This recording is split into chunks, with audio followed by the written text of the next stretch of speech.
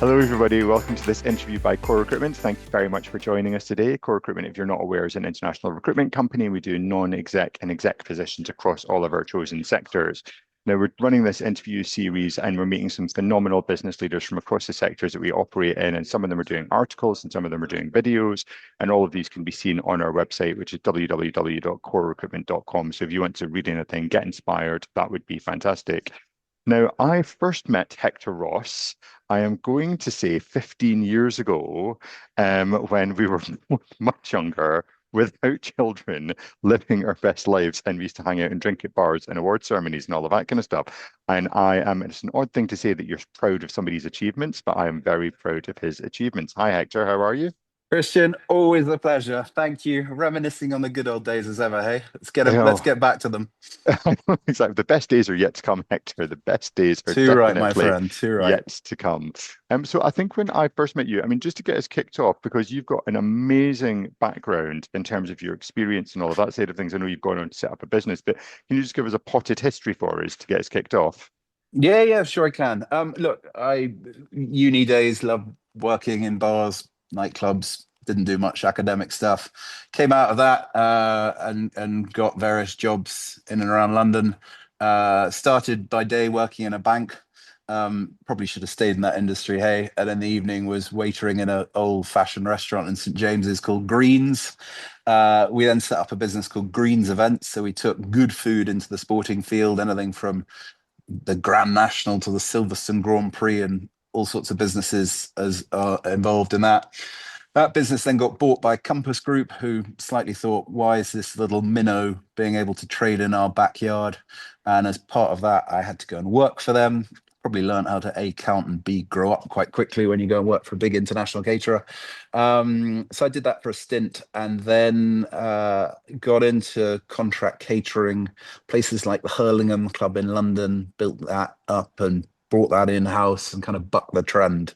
Um, from there, met an inspiring individual, Joel Cadbury, who was setting up a gastro pub entity just outside London in the home counties.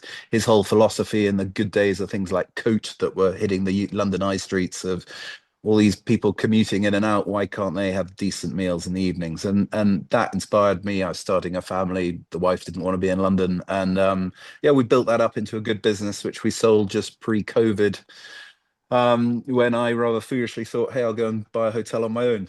Bought the Mitre in Hampton Court, and that's what Signet started late 2019. I think we bought the first hotel, the Mitre, 41 sleeps before lockdown. What the hell was I thinking?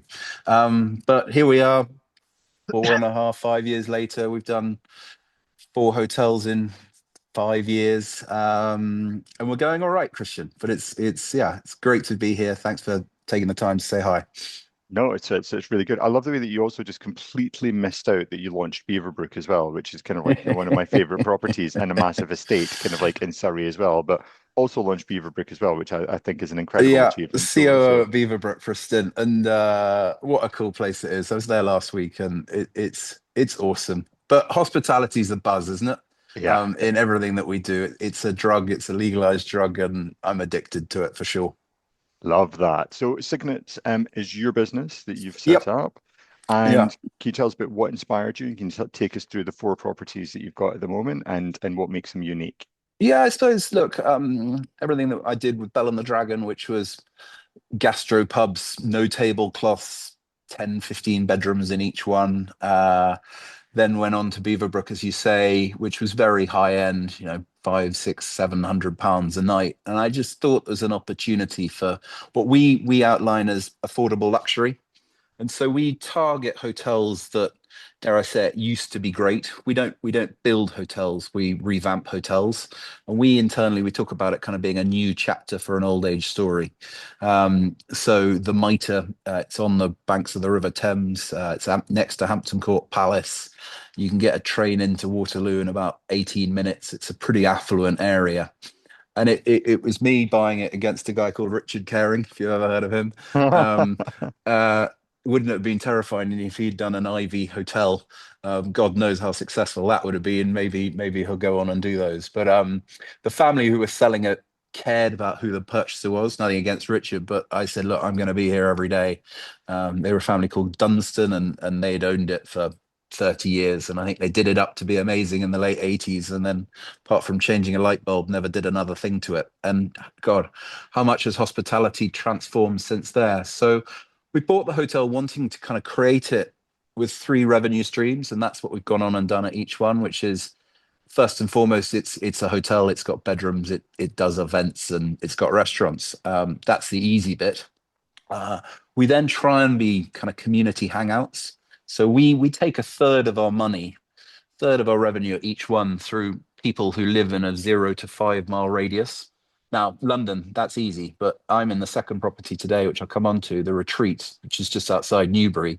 We want to take a third of our revenue by being sort of can-do venues. So that's important to us. I'll come back to that when I talk about this one. And then we have spas.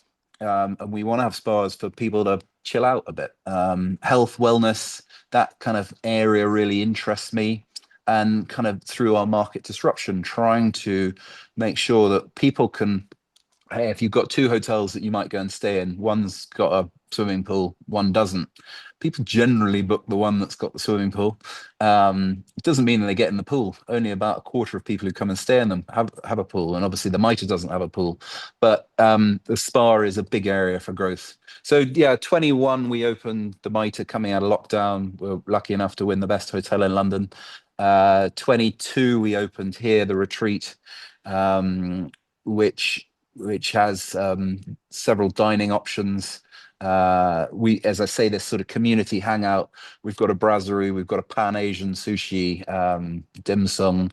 We've got a coffee shop, we've got a hair salon, we've got a gift shop, we've got residences, which are kind of people who come and stay, who do self-catering. But of course, we've got babysitting on tap, plus 55 bedrooms. So we're a market sphere that tries to engage with the locals. 2023, we went and opened Barnsdale up in Rutland, just outside Peterborough. And then early last year, we opened the Alphiston just outside Brighton. So we've been busy. We very much run it as a team. I don't believe in huge hierarchies. We get stuck in, we work hard, and we play pretty hard too. I love that. I love that first story about the people that were selling the Mitre wanted it to go to somebody that was going to love it and maybe didn't necessarily take the most commercial option, but Yeah. did something that was going to be kind of like, with the business. And to give you your start, that's an incredible thing. Do they ever come Yeah. back and stay? Do they like what you've done with the place? So I said if they ever come in, there'll never be a bill if they come for a meal.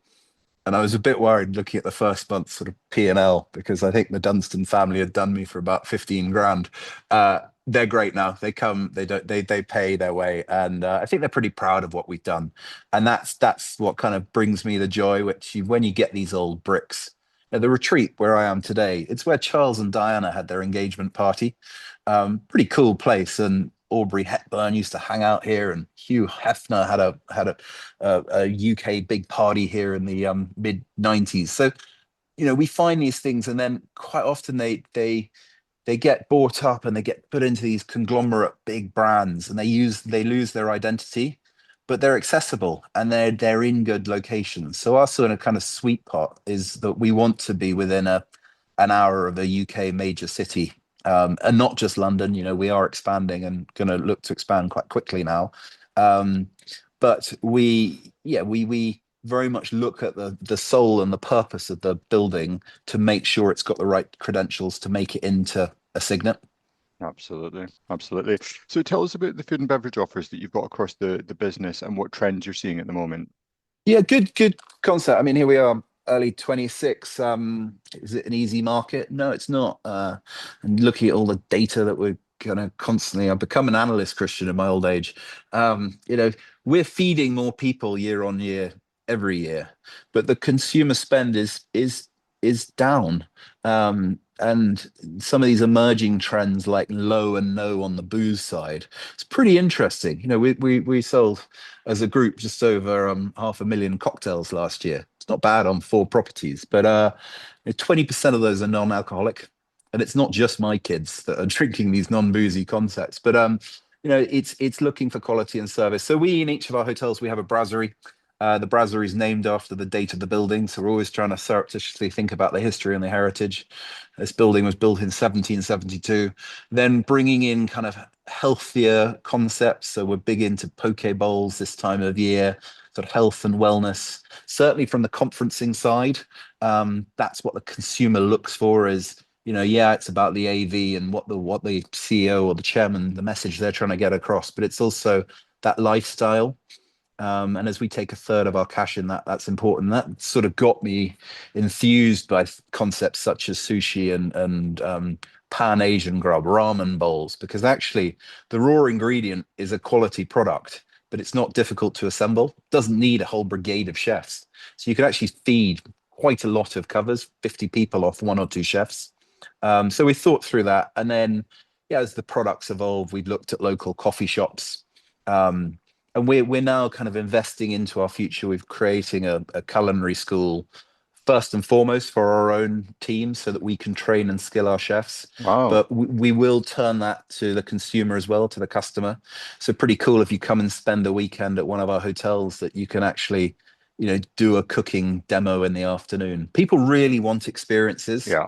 It's cool if you want to turn up and read a book and curl up. I'm all for that. But so many people now jump out of bed and they want to learn something that day.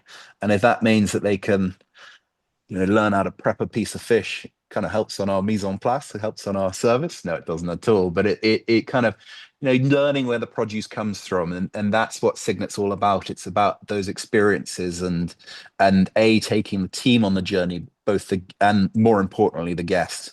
So if people come to one hotel, they loved it.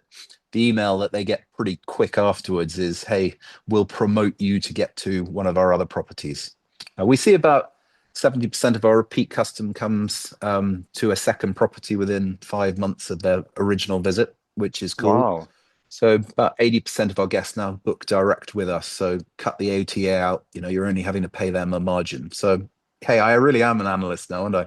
You really are. You've gone right in. I love that. And all of those little points that like those little touches that you do, and like one of the things that you do, which I think is absolutely incredible, is like, can you just tell us about the biscuit tins? Because I love Yeah, this. yeah. So we do three concepts every day. So you're trying to keep people on property. You don't want them disappearing down the road to a concept cafe or a great bar or something. So 11 o'clock every morning we have a thing called biscuit tin. So the pastry chef comes out with a warm hamper or box or tin of cookies. And we say that we're doing this, and then somebody has to give an interesting talk. Definitely not me for about 3 or 4 minutes. And generally, it's the head gardener or the head housekeeper who will say about the product that we put in the room, or where we get the flowers from, which all come from the properties. And we do it at 11 because generally our checkouts at 10, so you get people to hang around, particularly the older brigade who this time of year we want them. Then at 4 o'clock every day we do a thing called pour. So with one of our booze partners, we'll pour them a drink with our compliments to kind of get them to check in, and then we have nightcap. What drives me mad is people in hotels and rest, particularly hotels, is they'll all go upstairs and watch Netflix, and we kind of want to keep them in our bars. So at 10:30 every night, we'll give them a nightcap. And again, that's partnership. That's with our partners. They'll provide, and this time of year, it's port. So we'll give you a little glass of port. Who drinks port nowadays? But they'll drink it if it's there. And so yeah, we do these three initiatives, and I suppose part of our concept is very much being value. Yeah. We're wanting to be generous, and if you can give something that sort of unexpected element, generally it makes people smile, and that's important for us. Too often you look at the big brands and there's guaranteed check-in by this time, but if you drink the water next to your bed, you'll get an extra fiver on your bill, and that's not what we're about. We're building a brand um, for stability. And yeah, of course, we're doing all the good stuff with sustainability and trying to fill our swimming pools with rainwater, which is no difficulty in this beautiful climate we live in here. But it's sort of it's making the brand become alive, and yeah, we haven't got it all right, but we're trying and we're having fun. Absolutely. Now, you mentioned the experience side of things. I love the three things. I mean, I wonder how much cheese you're selling when you're giving out port, Hector, because like I just can't, I couldn't have a glass of port without having kind of like a plate of cheese as well, but maybe that's another one. But kind of like, you mentioned about the spas and the well-being side of things as well, but just in terms of like, your customer numbers, because people want experiences, what trends are you seeing there, or any additional services you're looking at bolting on? Have you partnered with local businesses to provide that service? Yeah, big time, big time. So yeah, we can't do it all, and I can't afford to do it all. We have anything from bicycles and e-bikes, which we do buy, but we're a lot about health and wellness, and that's certainly a trend that our corporate customers are looking for. So what's local? So take a walk to the local vineyard. And the first conversations that I would have with some of these local providers is, well, why do you want to do that? And I said, well, let's try and work as a community to put the place on the map. So the vineyard's a prime example that when I met the guy in Christmas Eve, I said, has it been good for you? And he said, good for me. You guys have bought about 200 cases of champagne or English sparkling off us. It's like, we haven't. I know we list it, but actually, if you send somebody there and then they bring you back in a car, of course you're going to buy a couple of bottles of something. And so, working with locals to promote their businesses. And I think if you look at our websites, it lists out the experiences that we do, which is anything from Wim Hof local swimming to horse racing to motor car tracks. It's discount codes. And Hampton Court being next to the Mitre, yeah, we're sending about 10,000 people in there a year. And yeah, we get a discounted ticket. If you haven't been to Hampton Court recently, it's pretty phenomenal. Yeah. And certainly the Americans are loving it. And, we can sort of do after hours tours and bits and pieces and ghost hunts, which are always quite exciting to see. But yes, I think that, the experience is certainly from the health and well-being, the spa element, that's evolved quite a lot over the last kind of 2 years. Just going in for a simple massage, that's fine. And we do that and we're really pleased with those. But actually the de-stress element of, going into the plunge pools and the hot tubs and then the cold tubs and we do complimentary yoga sessions at the weekend and lots of boot camps at this time of year. But all of these contents, what are they trying to tell us is actually that's what the consumer's looking for. Again, they're wanting to know that these things are available. And from our corporate customer side, what is fascinating about how much digital detox they're looking at. And so they're now approaching us saying, hey, are you able to restrict the usage of people using Wi-Fi? And my teams go, yeah, but why don't you say? And they say, well, we can't tell our colleagues and our guests that they can't be on their machines, and they're trying to get a message across. And one of the things that we try and do is say, well, come to us, and actually we'll almost take their phones off them, because it means that people have to converse at the Yeah. bar, they have to chat, and so people leave here hopefully feeling a little bit more energized than, crikey, I've got 5,000 unread emails and WhatsApps and Twitters and everything else that you get every day, Christian. But that's, yeah, look, I think as we grow, the spas are important. It wasn't essentially what we set out to do. We just happened to stumble across this hotel, the Retreat, that had an old spa, and we thought, oh, we'll bring it back to life. Now every hotel we do will certainly have a spa. Love that.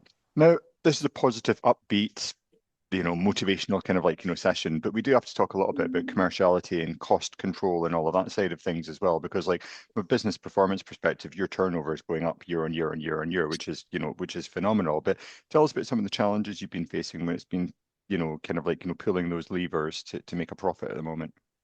Yeah, I mean, look, I suppose twofold. Uh, I don't mind saying we probably overexpanded a little bit too quickly. Going from 0 to 4, it's a lot. We only have a management team of 6 of us, so we've been pedaling pretty hard. And if you don't look after sites 1 and 2, and you turn your head and look the other way, things can start to go a little bit wrong. Look, our menus are the same in each of the restaurants, but we weren't buying the product from the same suppliers. Therefore, our cost of sales wasn't in control 18 months ago. I'm glad to say it is now. We want a hero local product, but does it really matter where some of your back of house products come from? No. So that's been one area of real focus, and quite happily put my hand up in front of investors and banks and say, yeah, we got it a little bit wrong. We weren't ready to grow at that speed. We just saw opportunity that I don't know, I got a bit too excited about and thought, right, we've got to go after it. The other thing, we run quite big buildings. They're not as big as most of your customer base, but when you buy these old things, are they the most energy efficient hotels? No, they're not. And so we've had to invest heavily through Ukraine, through Trump and his tariffs in actually how do we make these buildings more sustainable? When your energy pricing goes up 300% in a 6 month period, you've got to think, oh, how do we overcome that? And that's taken, it's you've got to chain the yacht to go in a slightly different direction. So those are two elements. And I think if I was saying to me 5 years ago, what would we have done? We probably would have looked at a little bit market research, looked at kind of listened to others. But did we see the pandemic coming? No. Could I have gone and won the hotels and got the hotels going as we've had? No, I couldn't. So I'm pleased where we are. Last year, 2025 was a wobble early on, but we're going gangbusters now, and yeah, we're trading well up on revenue and also on profitability. Love to hear that. Now, in terms of the step that you've taken, like in terms of like, working for another organization and like, larger corporate companies and all of that kind of stuff kind of aside, like I always think you've had an entrepreneurial streak kind of like, right back from kind of like wherever, but taking that first step, finding investing, finding investment, finding that first site, setting the whole thing up, I mean, that's a massive step to take. Could you tell us a little bit about, I mean, what gave you the drive to do that? And also, I guess, kind of like, what you found challenging that you didn't expect to find challenging and anything that you actually found easier than expecting, if easy is even the right word. Nothing's easy, is it? But everything's there to challenge us. I've always loved hospitality. My old man was in it in a different sphere. He actually worked for the government and for the royals, but he was very much in the kind of hospitality and making people smile space. And I was slightly destined to either join the army or get into this gig. And he didn't want me to do the army. He said it was a very different place out there. So, hospitality was the way that I focused on. Did I think one day I'd run my own business? Yeah, I hoped I would. And I suppose the stars aligned. We sold Bell and the Dragon, and that went pretty well. And once you've worked for a couple of decent organizations, it's easier to raise some pennies. Um, what I didn't foresee, obviously, in the early pandemic, I'd raised a suitcase full of money, which was actually okay because what we do, Christian, is we buy our buildings.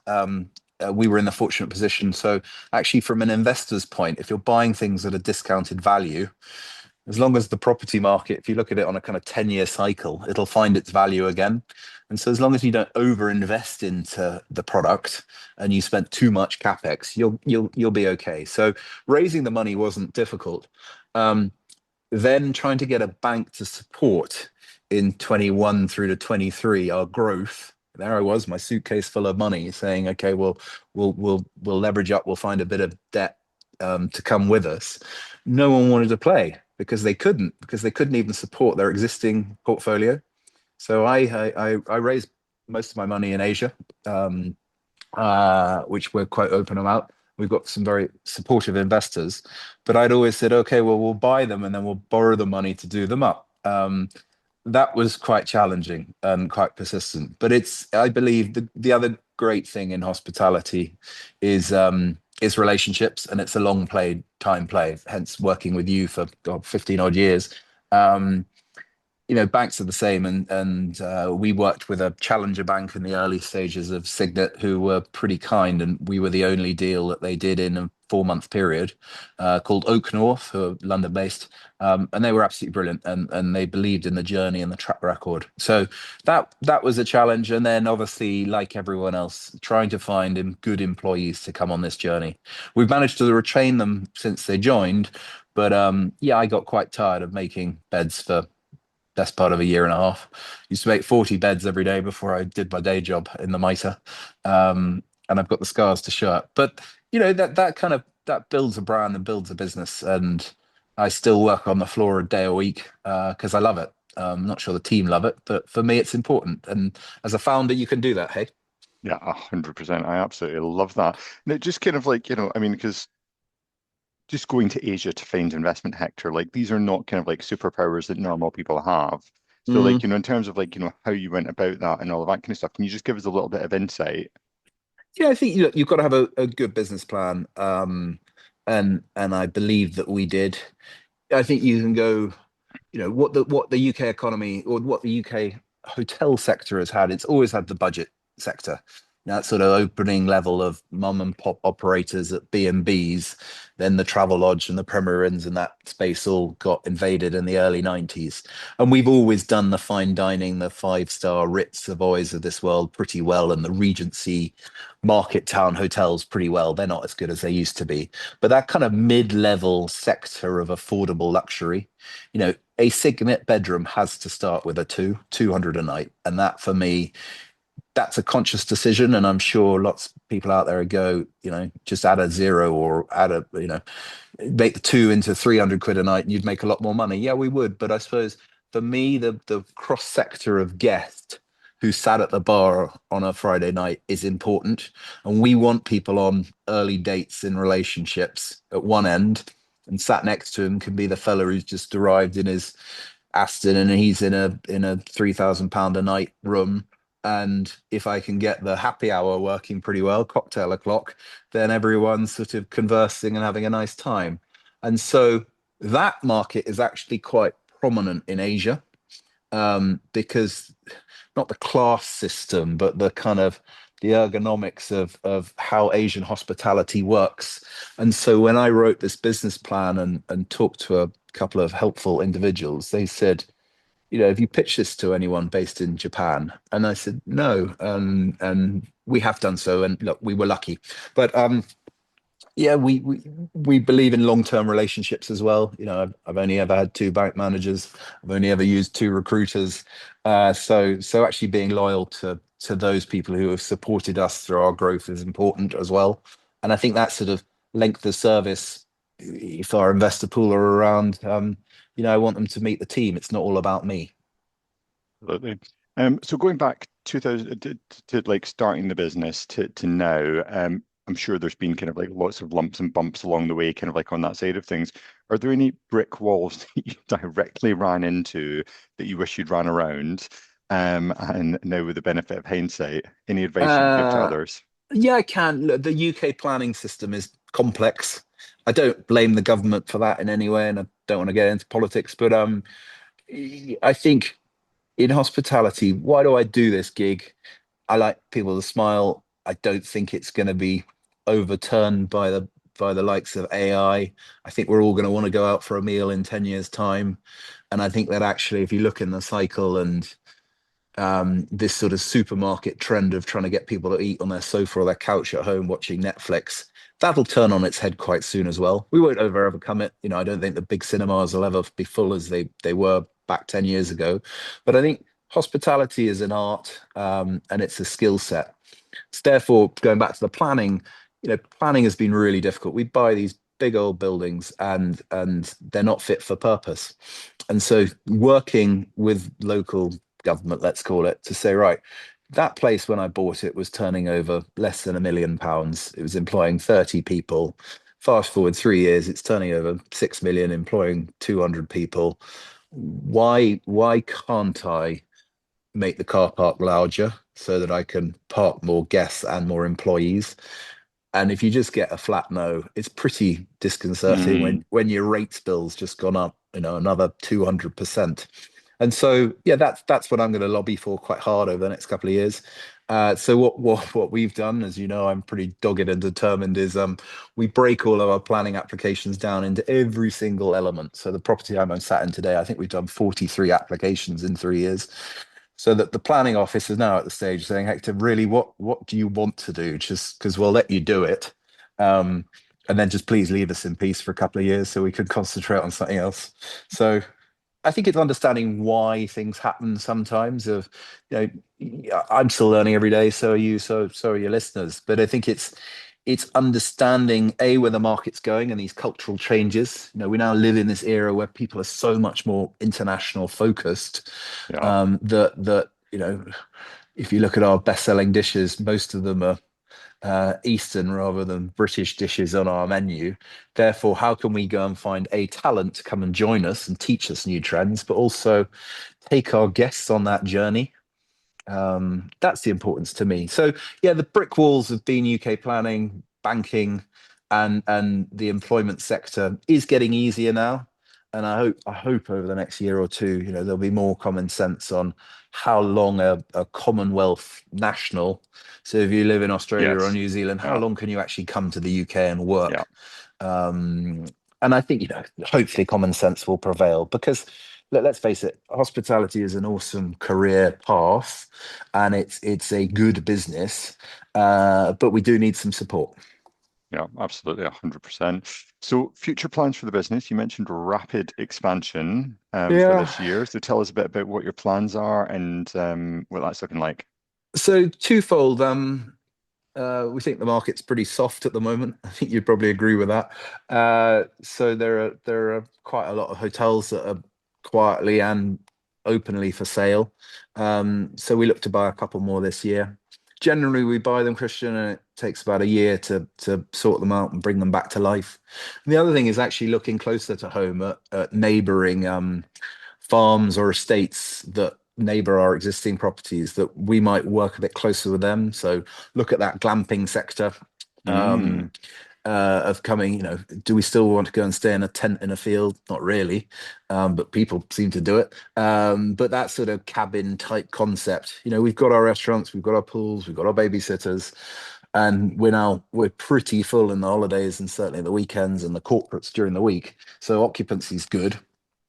Yeah, we could continue to raise our rates, but I think it's more about if we can work with our locals to aid our offering.